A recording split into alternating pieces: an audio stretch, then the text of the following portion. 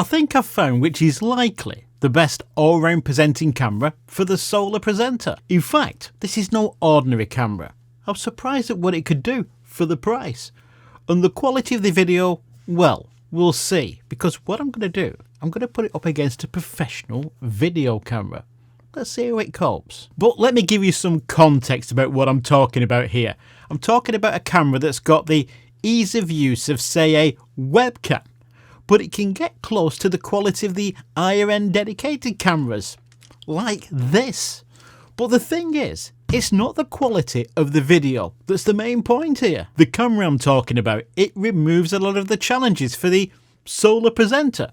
Makes it easy. Kind of feels like I'm cheating. The camera I'm talking about is the Obsbot Tail Air. And it's been made from the ground up for us solar creators. Because we want it easy to create quality video. We've got enough to think about without worrying about cameras and worrying about tech. And we want multiple ways to deliver our video because we're never satisfied, are we? Now the Obsbot, it works great on Zoom or any video platform for that matter really. And I like how it plays nicely with Ecamm. And for those of you who want to be more mobile while presenting, I think this is a game changer. If you like to move about, maybe demonstrate something, yoga, fitness, DIY, or you do those unboxing videos, always being correctly framed, correctly exposed, and always in focus is important. I mean, if you're a solo operator, how can you possibly get panning shots like this without having somebody behind the camera? You can't. Well, the answer is the Obsbot Tail Air, and it's powered by some pretty smart AI. And it's really, really impressive. The tracking, it works really well. And it's not limited to tracking things moving at walking pace either. It's able to keep up with quick movements. It can even track pets or objects, and it does a pretty good job of it. The Obsbot, it feels really well made. It's kind of heavy. And what I really like, among other things, is the lens. Now this isn't some cheap lens, it's actually a 23mm f1.8. Let me put that into simple terms.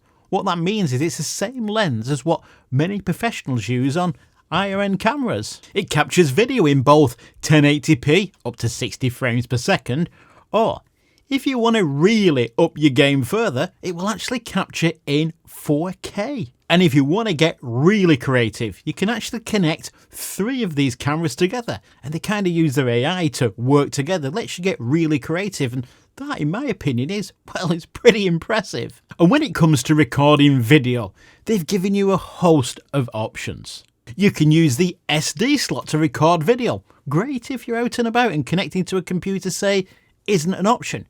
You can connect it via USB directly to your computer. You can use NDI, which is a protocol that allows low latency to connect to apps like Ecamm or OBS wirelessly, which is really useful. Now, I'm not a fan of wireless. Call me old-fashioned if you like, but I've been on enough webinars where wireless it's failed me. I actually call it the devil's protocol. So, to increase the quality via NDI, you can purchase this USB-C to Ethernet adapter and then hardwire the connection with HDI.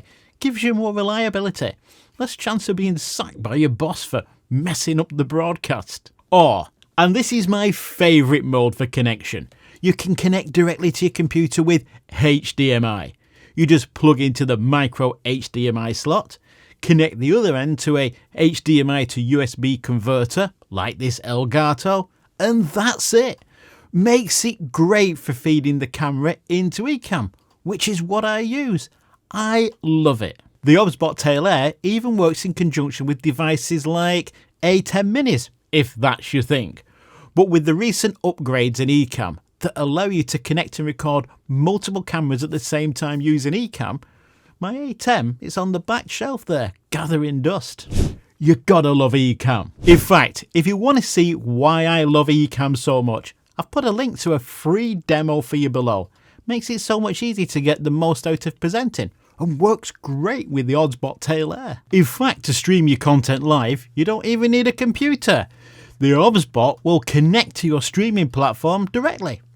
great if connecting to a computer isn't really viable, and the internal battery, well, it lasts for over 2 hours. But the big question is, how does this actually compare head to head with, say, a professional video camera, like what I'm using now? Now, before I give you a side-by-side comparison, I've decided not to change my lighting or make any allowances whatsoever for the new Obsbot.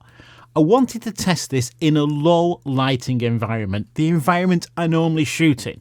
Now, I'm using professional cameras with professional lenses, and my background here, that's busy with lots of different lights. This is a challenge. On the left is the Obsbot, and on the right is my Pro camera. And as you can see, there's a difference. As expected, my Pro camera does look better. If I switch to my semi-pro camera, the one that I recommend to my students, the Sony ZV-E10, yes, you can see the quality of that camera is also a little better.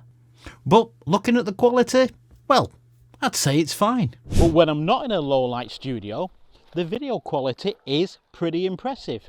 And none of those fancy cameras of mine will track you, will keep you in focus, and perfectly in frame.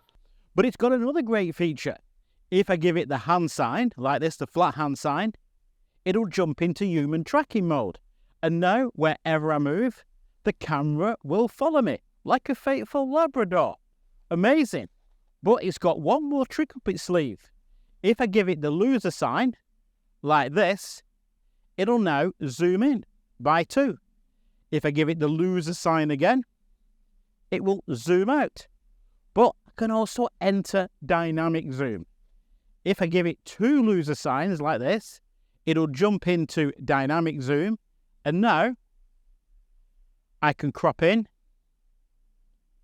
or back out again just by moving my fingers. Amazing.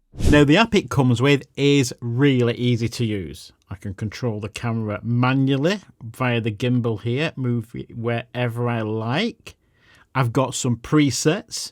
Those are points in space that I've presetted the camera to move to, and I can just press number 3, which will zoom into me, or pan back to me. Number 1 moves to that. Number 2 moves to that, back to me with number 3.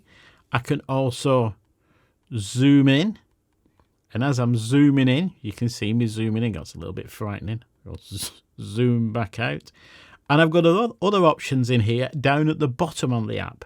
I've got object tracking and various other things, which makes this a really intuitive app with a great camera. It's fantastic. Now, unlike my fancy camera, it can also do object tracking. Here in the app, if I select the object tracking, and then I've got my object here I want to track, I just draw a marquee around it like that. It locks onto it. And now, as I move this about, the camera will faithfully follow it. Which is actually really neat if you're doing, say, DIY or cooking or anything where you want people to focus not just on you, but also on a certain object as you move it about. Great. So bottom line, you've got to consider what you're going to be using it for and what you're comparing it to. No, it's not going to beat an expensive, dedicated camera. It's not trying to.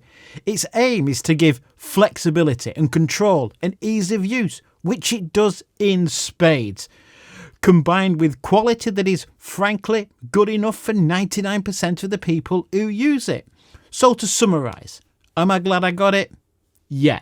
I can see how if you're a solo creator, a presenter, particularly if you're, say, moving around or you want to make sure you're always in frame, I can see this camera being really useful. So, until next time, bye for now.